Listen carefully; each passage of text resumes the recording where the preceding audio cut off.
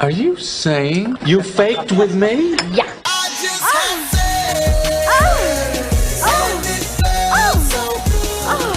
Wrong. Now you're single. What do you know about sexual relations? Is it true that if you don't use it, you lose it? I'm a little worried about being a slut. You're listening to the Come With Us podcast, talking the good, the kinky, and the ugly. Here are your hosts, Beth, Aaron, and Tina. Hello, all you sexy holes and poles. Welcome to Come With Us podcast, where we know that sexy stuff matters. In fact, it matters just as much as all the lovey-dovey stuff, and that's why we're here to help you get all of the pleasure that you deserve. Of course, we all get pleasure in different ways, and we all want different amounts of pleasure. So today, we're going to be talking about the ways that, this breeding fetish. Some people don't enjoy sexy because they're afraid of pregnancy. Others find their pleasure magnified by real or imagined thoughts of impregnation. Today, we're going to go with the flow, if you will. We're going to swim into the increasing popularity of breeding fetishes. And if you're shaking your head in bewilderment, no worries. By the end of the show, you'll understand what breeding fetish is, why men and women are drawn to it, and whether or not this means that we're in for a big baby boom. And spoiler alert, we're not. Although Boris Johnson, Elon Musk, Nick Cannon, those are all guys that are doing their best to have their own little, birth boom. So, all right, Aaron, you thought of this. Thank you so much. I can't believe it. I'm Beth Darling from BethDarling.com here with Aaron. Aaron, how did you think about talking about breeding fetishes? Reddit. I just was scrolling through it. So again, we've talked about this before. There are certain subreddits that are just like general sexy, fun talks and topics and stuff. The one I spend most of my time on is like sex over 30. So and I guess Tina's the one who like showed me this, and she was like, this isn't like hookup culture. These are like adults who really want to like talk and ask questions and advice about, usually they're people in a committed relationship of some sort. And so then I got hooked on, or I started reading through that one. But then Ask Reddit After Dark always has like there's a lot of stupid, goofy questions that everybody gets tired of. Like one guy asking, how does size really matter? And it happens like every 4 days. And everybody's like, okay, dude, we're tired of the fucking same questions. Yeah. But somebody had posted a couple weeks ago, like, hey, what is your favorite kink that you never thought you were going to be into? And I think it was a woman who posted, she was like, I was vehemently against like having kids and all that stuff. But then my boyfriend at the time and I found a breeding fetish and got into it, blah, blah, blah. And now I'm married to a guy, I have kids, and it's like, we're done having kids, but the breeding fetish is still there. I was like, so then I started looking into it and I was like, oh, what the hell is all this? So yeah. It is. It's so interesting. And I guess I'd heard, I don't know, a little bit about it and stuff, but I didn't realize it was getting so popular. But apparently it really is the talk of the town for some people. So yeah, that's kind of cool. I mean, I can see why. I mean, honestly, it goes to your most primal human urge, which is to create another generation. That's literally what you're born about and born into. Like your DNA is coded to make another you. It is made to that your bloodline and your genes carry on. That's what all beings do in this world. And so it's not surprising that it's like what I saw of how popular it is. I'm not surprised about. Yeah. I'm more surprised about people talking about it as much as they are. Yeah. That it has become acceptable, and which is good. Right. We should all know that we're never the only ones to want something, even as weird as we think it is. Yeah. And I mean, I've pointed out before, we've had listeners email in that I was right.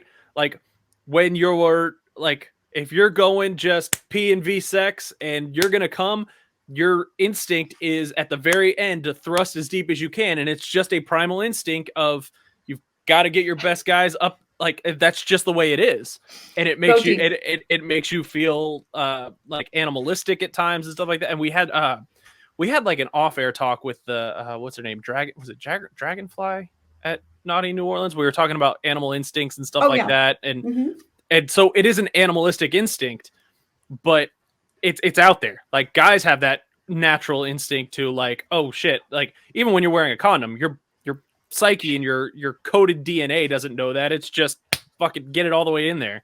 Yeah.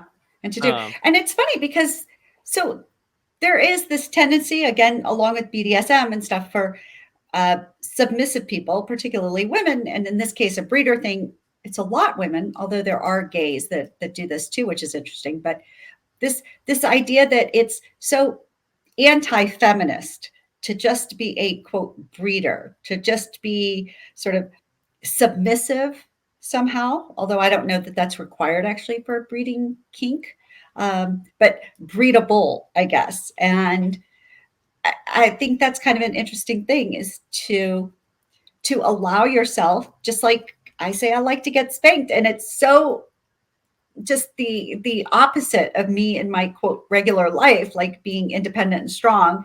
Don't tell me what to do, God forbid. And then like, I think for women to be like, yes, we're all this, we're all independent, and yet want to be sort of objectified sexually in terms of being bred. And I mean, yeah, but this isn't a phenomenon in the feminist and the, oh, I am woman, hear me roar kind of classification. I mean, you've read the studies. I've been reading the studies since I was like 17, 18 years old. The ones, the CEOs, the 3-letter words at the top of the biggest companies in the world are the ones that want to be slapped around and told they're a worthless piece of shit by a really hot, domineering woman. And that's just the way it goes. And I have my outer shell that I have to present to the world, and then I have my inner shell. So yes, like I don't find any surprise in it, but yeah, okay, I'm going to say this. No, fuck it. I'm not. Even the most short-haired, unshaven, I am woman, hear me roar has some type of small little voice in her head that when she's getting fucked, whether it's by a guy, whether she's getting fucked by a woman with a strap on, there's some tiny little thing, whether it gets suppressed or not, that it could trigger really quickly. Not saying it always does, but it could trigger that. Yeah, I want to be, I want to let loose, and I want to be the toy. Yeah, I would just disagree, because I don't think there's a rule that can apply to everybody of any group. But I'll be willing to say that there might be, right? There might be that within each of us, we all have, well, that's why I said it could trigger. It exactly. doesn't always trigger. But it's so we all have variations. Yeah, it's just the animal like the breeding part is, again, like I keep saying, animal instincts. It's your natural procreation is the point of all life on Earth, and that's what keeps it going. Right. Except, well, anyway, this will be a whole different topic, but that does get overrun by people who primarily are driven to sex with somebody of their own gender. Then, right, something is overriding that desire to propagate. I don't know. So who knows? But these are all interesting questions. I'm not going to say it would override their desire to propagate. I would say that their tastes in the kind of person they love and the kind of person they find attractive, it has nothing to do with the fact that there's an animal instinct in the back of your mind that says, I need to carry on my bloodline by, I mean, we've know several lesbian couples who will use artificial insemination because guess what? There's still half of their DNA in there, and they want to carry on that genetic code of theirs. Right. But okay, I'll just leave it as, we're not the scientists. We're not trying to say, but certainly it's interesting to think about, right? It just is. And like the idea of having basically a cum, right? A breedable, when you think about being breedable as a woman or a receiver, to be bred, is sort of to have a little bit of a cum fetish. And it's like that you want to be a cum slut, right?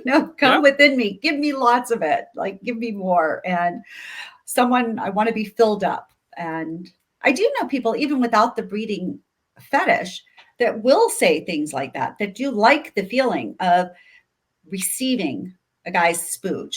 Yeah. Which is my word for semen, sperm, all that stuff. I like spooge better. Yeah. But that's, and then some of them even will say that they want to swallow lots and lots. Like somehow that breeding fetish just is like, just give me your cum. Let me be a cum receptacle.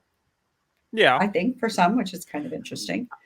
But really it's the breeding kink started and really would be defined by the experience of intense sexual attraction turn on, arousal at the thought of being impregnated or impregnating someone. So that just, I think it's on TikTok, videos about breeding kinks have racked up millions of views. And breeder porn on Pornhub is very, very, very popular. So it is kind of interesting. And it is not necessarily about BDSM. So it can be, but it doesn't have to be. So I don't know. But and then I don't know. On Reddit, did you see much? Are people into it? Is the risk factor, like having unprotected sex, is that part of it for people these days, do you think? I think that's a small part of it, because I mean that's again the that's part of it, is the risk, the taboo, that, oh no, I shouldn't be, like, there is that inherent, like, especially for those who are, not at a point in their lives where they're ready to take care of a whole nother human life. Yeah. There is that taboo, like, oh, what would happen if I did, kind of thing. That is probably part of it. I mean, it's interesting.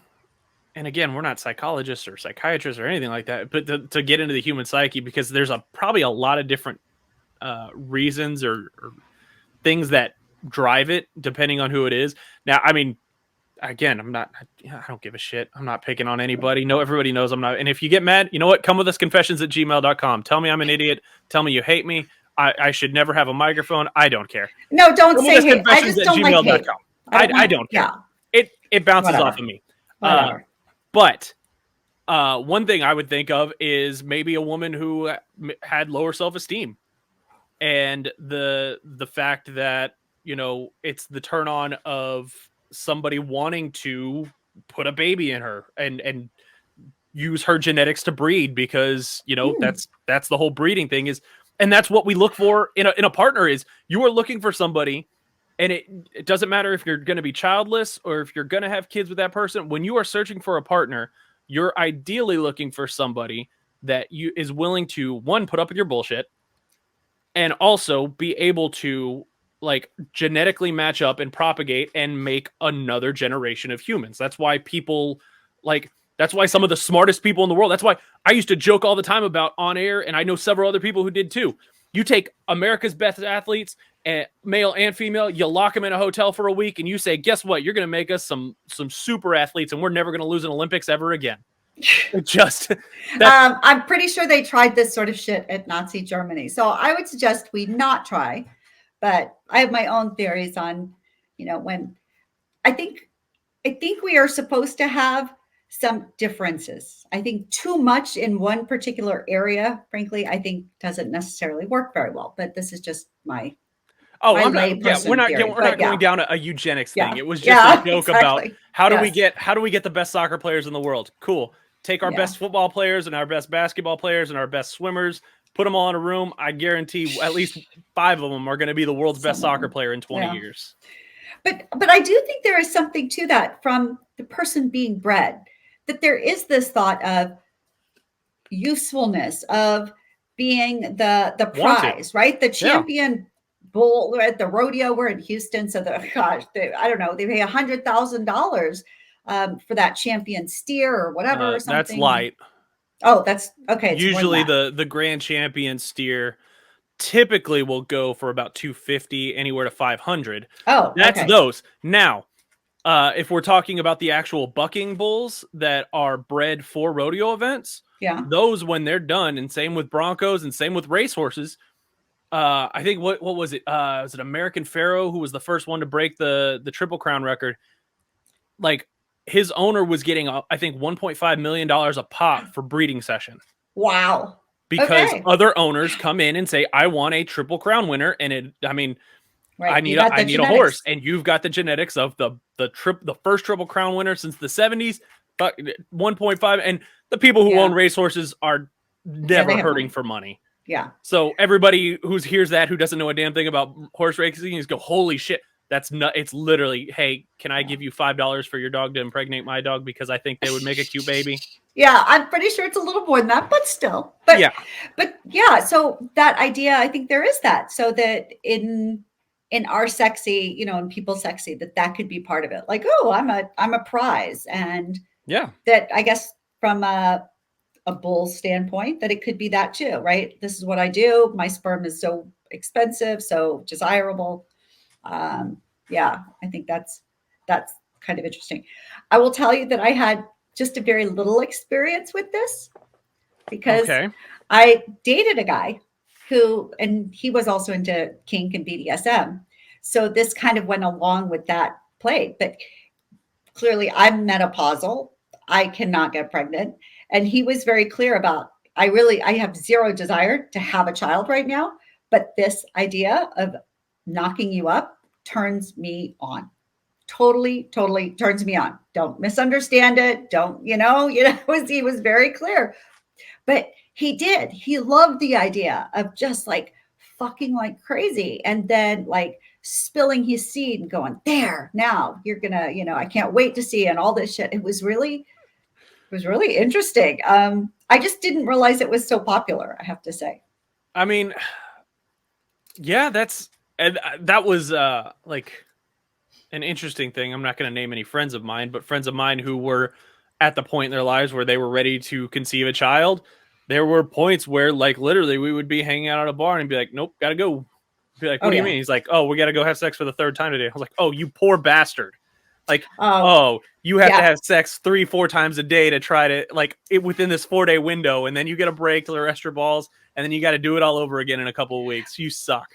Yeah, so it sounds all good, but if you've been doing that for more than a month or two, I'll tell you, a lot of people get it turns into a job, and it's not about fun. It's about the result, which is I think yes and no. Believe me, I promise. Well, no, but I think what causes people, it to feel like a job and it becomes less fun is that after 2 months, a month of it, I mean, from the time we're in, sex education as teenagers, we're told, hey, not even that much. The freaking, that's right. Not even an eighth of a teaspoon could get 40 women pregnant. So I would imagine, because I haven't had to do this because my wife and I haven't tried to conceive a child.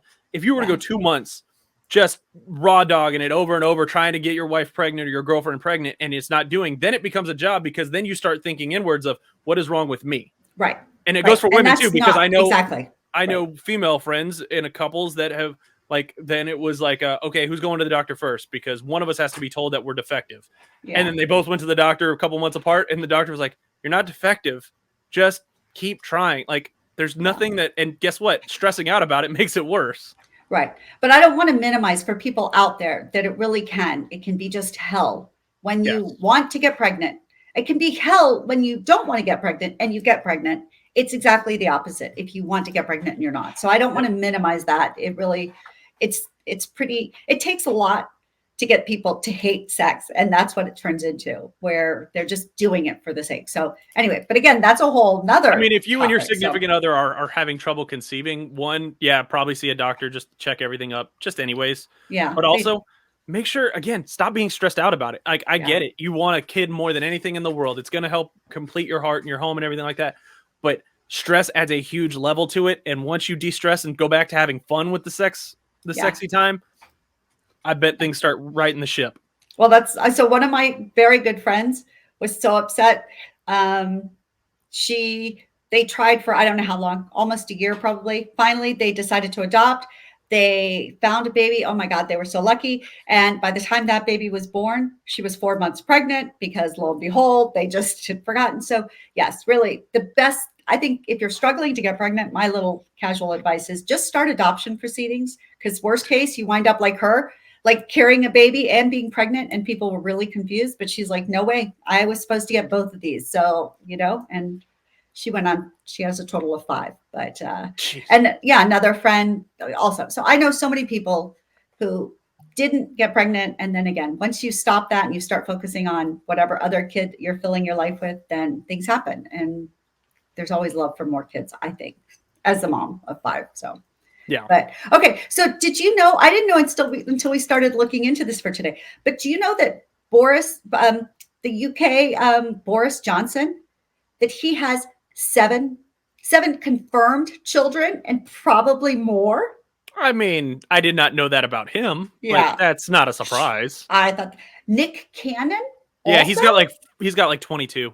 Oh my gosh! I He couldn't sticks it believe in he sticks it in every woman who winks at him, and he doesn't wrap his shit. And he's clearly so fertile he needs to be genetically tested Shit, it's because amazing. literally whatever is going on chemical wise or DNA wise in his body could help any guy who has genetic coding problems with conceiving a child. Because good God, literally, God. I've worked in radio for almost a decade, and every year or every 6 months, there's always a new, because we get sent all these stories from entertainment and showbiz and stuff like that. Almost every 6 months, there's Nick Cannon's about to welcome baby number 22 with mom number 9. It's like, it's what amazing. the fuck? Like, what are you building? Yeah. Are you Amish? So apparently that so Elon Musk, right, had twins. Yep. With one woman just a few weeks before another woman gave birth to his daughter. It's just crazy. And Elon Musk, this is what I love. He posted, doing my best to help the underpopulation crisis. A collapsing birth rate is the biggest danger civilization faces by far. And Nick Cannon responded, right there with you, brother. I mean, and everybody who just heard Elon Musk's name and rolled their eyes or whatever aside, I don't give a damn what you think about the dude. He's got a sense of humor. And it might not be your sense of humor. Right. The dude has a sense of humor. And considering everything, and if you ever if I don't watch Saturday Night Live most of the time because a lot of their stuff just, it's not as good as when I remember when I was a kid. We'll go down to that road another day. But his episode on Saturday Night Live proved how much of a sense of humor and how much he's just cool with laughing at himself, doing whatever, just because, and knowing the fact that, and I don't know if you watched it, but he, like, in his opening monologue, he admitted, like, yeah, I'm on the spectrum. Like, there are plenty of people who are on the spectrum who can't laugh, who have motor and communication skills. I was lucky not to be that guy. Like, and I think he's accepted that part of his life and been like, I'm going to have as much fun as I can. And yes, being the richest man in the world will do that to you. You can just decide you want to have the most fun. But I mean, we talk about, Nick Cannon has probably 23, 24, probably 36 somewhere out there. Phillip Rivers. Oh God. He is former retired. He was a retired or a now retired quarterback from the NFL. He has, I think, 11. Wow. I think, and all with the same woman that he married right after college. Well, see, I used to ask, are you Mormon or Catholic? But yeah, that was always asked. Yeah, and I have 5, so I've gotten that question always. But now I'll have to say, are you Mormon or Catholic, or do you have a breeder kink? I mean, I'm sure that's going to go over really well with the Mormons and Catholics. This doesn't have to do with the breeding kink, but what is it? 40% of all humans living on Earth right now have some type of genetic coding connected to Genghis Khan. Like, did you not know that? No. Oh, let me see if I can look up the actual stat, because there's a chunk, almost an inordinate amount, that you have roots tracing back to Mongolia due to Genghis Khan just fucking everything that moved after he would raise the city to the ground. Wow. Like, literally. Wow. That's that rape and pillage. Oh, God. Yeah. But okay. Well, all right. So you look that up, but let's think about, so if you do have a breeder's kink, go ahead. I overestimated. 1 in 200 men, so 0.5%, but 16 million men living today. 16 million men, not women. That's just the men that share genetic coding with Genghis Khan. Wow. Yeah. Okay. That's you talk about, and did we talk about it the other day? I don't remember who I was talking to it about. I don't know if it was, there was a woman in somewhere in Europe, and I think she was celebrating like her 103rd birthday, and she has more living descendants and like great grandkids than she is years old. Wow. I don't remember who I saw that. I think that was, again, one of the radio stories that was sent to me. But yeah, you think about that. Okay, that's a lot. Now think about 16 million. Yeah. That's bigger than every U.S. city. Not combined, clearly. But that's bigger than that's bigger than New York, population-wise. Related to one dude. Yeah. Anyways, sorry. That's my sidetrack. Yeah. There you go. Okay. Yeah. Well, so maybe there'll be a Genghis Khan fetish where people want to be that, who knows? But, oh God. But along with this breeder fetish, that there are the breeder kinks, there are people who like the idea, but they go further. And you know how Fred on ESPN with me, he had an alien fetish. He got totally turned on by the idea of sex with an alien. Well, there are people who like the idea of sex with an alien and getting impregnated by an alien. That's a big thing. And again, there's porn on that. There's all sorts of.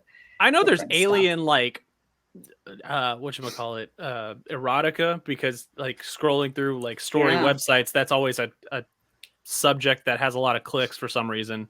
Yeah. I don't get it. I'm not judging you if you do. If you like that stuff, cool, go for it. Exactly. It's so interesting. There was even somebody created like a quote, a sexy prop that was like an alien egg or something, and they put it in or something. I mean, they do some weird, there's some weird things. But again, if this is you, I'm laughing with you. It's just that there are other people who share this kink. And again, if you can just find somebody else who does, then just enjoy the hell out of it. It's so cool when people find somebody that matches them. Just like everything like that we always talk about, any kink, any fetish, whatever you want to call it, flavor that you have. Yeah. The whole point of sexy fun is exploring the things that make you happy. And as long as you are not hurting another human being or being irresponsible in what you do, then have fun with it, explore it, try it out. I mean, if you're not anywhere near ready to raise a child, or you're with a partner that you know you would never want to raise a child with, don't tell them to take off the condom. Right. Just don't do that. Right. But you can have the fantasy of the dirty talk of that kind of stuff. Yeah. I mean, again, as long as you're not hurting another person or putting another person's life in jeopardy, which again, I would classify being a parent who doesn't want to have a child going out and participating in things that are that are going to reduce the obstacles to creating said child. Probably not a good thing. Yeah. But you want to prioritize your life overall. You can't let your sexual fantasies and what makes you happy control and dominate your life with one like in a bad way, right? Yeah, but you can find creative ways to do it. So how many? Just figure out. Yeah, you just be careful what you do and know that it's great. Post-nut clarity is a thing. It's great for that 35, 45 minutes of sexy fun. But then after that, if there actually is a human growing inside you, that's a lot longer than 35 minutes. Yeah. If there's, we'll go down other kinks that are like that too, that, people have explored to detrimental effects. Right. At some point. Probably erotic asphyxiation, because that happens. And that has recently, I've noticed, become a lot more of a legal defense lately. Like, I've only seen it 3 or 4 times, but I don't remember it ever being a nationally publicized thing of like, oh, she died while having sex, and he said it was because of erotic asphyxiation. And it's like, we'll go down that a different day. That's a different topic for a different day. Yeah. Because that's another one of those things that it's fun in the moment, but one slip and your whole life changes completely. Yeah. And people just think that choking is, because that's what it, right? That's the casual name, and people think, oh, it's no big deal. But yes, it's a big deal. Yes, it is. It's super hot. Trust me.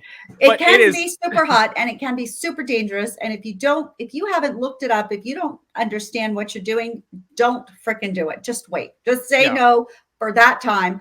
Figure it out and come back to it. Don't jump off that bridge if the water you don't know what the water's like underneath. So, and the same thing. And so don't and if you're into the breeding fetish, again, just be careful. Try to be smart about it. Figure things out. And men, I know that the idea of vasectomies, some men are like, oh, don't touch me down there and stuff. But I'm like, I'm sorry. If you got this fetish, but you don't want to actually impregnate somebody, you don't really want a baby, I think a vasectomy is a damn good idea. Best investment you can make. So if you're done having kids, yes. If you're done having kids, that's right. If you can look at yourself, I mean, if you're 40 and you go, that's expensive too, though. Well, okay, but still. Oh yeah, in other words, figure out your life, expensive, because there are women freezing their eggs all the time. You can freeze your sperm, and they can actually they can undo. What's the word I'm looking for? They can reverse the vasectomy. Reverse a vasectomy. It's not a guarantee, but still. Apparently, it depends on the type that you have and the doctor that does it. Yes. There has to be enough and stuff. And yeah. Yeah, But- I had so a there buddy are whose options. doctor literally told him, because he was like, are you done having kids? And he was like, yeah, we have 2. We're done. And he was like, are you sure? And Yeah. he was like, yeah. And he was like, but then he was sitting there with the dog. He's like, I thought it's reversible. He was like, not the one I do. Yeah. He was the one I do. Like, you're paying $800 out of pocket right now to get this done. Look at about $20,000 to get it reversed, and maybe it works. Yeah. Yes. So like there are different levels of vasectomy apparently that you need to look into. Right. Look into it and stuff. But again, so just be careful. Also, don't get That's a all. vasectomy like in a back alley for some guy who's saying he'll do it for $45. Yeah. Yes. Sad. So anyway. All right. So, but if you do have a breeder fetish, know that you are not alone. It is common and you can enjoy it. You could, I'd say it with pride. But again, if that's your thing, if you don't have a partner yet, then feel free to go look for somebody who's into that. If you do have a partner, then start reading up and get them to talk about it with you. Because again, even if it's not necessarily their thing, there are probably ways that you can incorporate it into your sexy fun that both of you can enjoy. And what I've learned, if there's a specific type of kink you want to try with your partner, an easy way to like dip a toe in the water and see how they react is reading erotica based on that fetish together and see how they react. Because 4 paragraphs in, if the writing is good and still encompasses what you want, your partner will be like, nope, I'm out. I don't like this story. Or they'll be like, oh, cool, let's keep finding. Well, or I would say though, I'm not saying do it and then just jump in. Right. Yeah. No. They may need more time. So it may be that you have to read several different things, because there can be some parts. Sometimes we'll pick some erotica that is like porn. It's just so it's on a scale of 1 to 10, it's like at the 8 or 9. But if you found something that softly addresses this, like, oh, in terms of the breeder, like, oh God, I love you. Oh, it would feel so good just to come inside you and to think about what it would be like if our genes joined together, right? You could make it really soft and romantic, or you could make it out like, oh, you're just a cow. Hold still. I'm going to tie you down and just take it. And I'm not judging either one, right? But they can still be both part of this breeder kink. I would never call your female companion a cow, whether they might like it or not. But no good has ever come from a man calling a woman a cow out of nowhere. Well, not out of nowhere, right? But within the realm of, believe me, there are people that do and stuff, and it can be very erotic for some. It's very interesting. There's all sorts of erotica and stuff about sort of farms with breeders, with women that just get fucked like farm animals kind of thing and stuff. And anyway, so there can be that. It is kind of interesting. So beware. Start with probably the gentle, perhaps I would say the mild, or ask them, hey, this I think is mild. This is medium. This is extreme. Does any of it, and play around and see. Because it's just like a new food. I don't think people necessarily like sushi the first time they try it, but maybe the third time or something. And it has to be good sushi. Otherwise, they're not likely to like it. So, well, yeah, it's like, like I always said on my old show about alcohol, it's acquired taste. Yeah. Like the first time you sipped a beer when you were a teenager, you were like, oh my God, that's disgusting. And then about 3 months later, you had another one. You went, oh, that's not bad. And it grew on you. But not me. I still don't drink beer.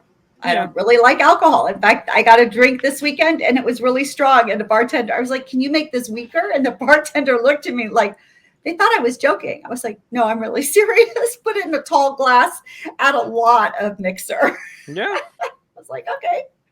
So, and I mean, it's not for everybody. Again, that's but right. Acquired tastes are out there, and they exist in the sexy world. They exist in the culinary world. Everything. All kinds of stuff.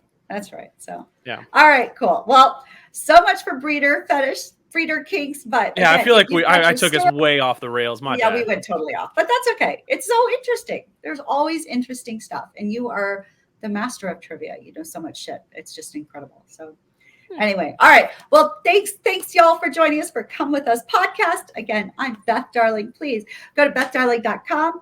You can find out my new book is going to be coming out in just a few weeks on January 31st, 2023, the 5 kinds of intimacy. So please go to bethdarling.com and sign up for my newsletter, and you'll get all sorts of information about that. And hell, if you're listening to this after January 31st, still sign up for my newsletter, and we'll tell you what's going on, what's new and interesting in the world, because there's always something interesting going on in the world of bethdarling.com. So, and all right, thanks, Aaron. This was a very interesting topic. It was very cool.